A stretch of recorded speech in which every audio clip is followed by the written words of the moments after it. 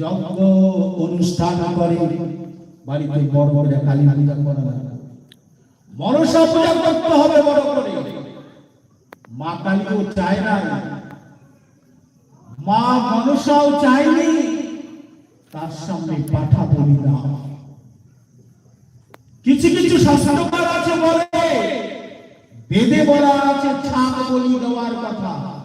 আমি গ্যারান্টি দিয়ে বলছি, ওদেরকে বেদ পড়তে বলবো। ঋগ্বেদে তৃতীয় নম্বর পটলে পরিষ্কার ভাবে বলা আছে ছাগ বলি দাও।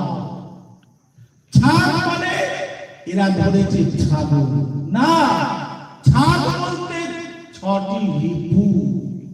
আমার মধ্যে যে ছটি রিপু আছে, কাম, ক্রোধ, লোভ, মোহ, মদ, মাৎসর্য, এই ছটি রিপুকেই বলা হয় ছাগ।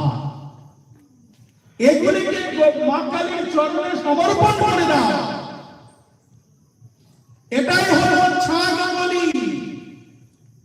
তা না করে আমরা এই অর্থকে বিকৃতি করে ছাগকে ছাগল বানিয়ে বলি দিচ্ছি। কোন মা চাবে, আজকে কোন মা চাবে তার সামনে তার সন্তানকে বলি দেওয়া হোক? আমার জগৎ জননী মা কালী প্রত্যেকটা জীবের মা, তার সামনে তার সন্তানকে বলি দিতে হচ্ছে, দিচ্ছে। তাতে কি মা সন্তুষ্ট?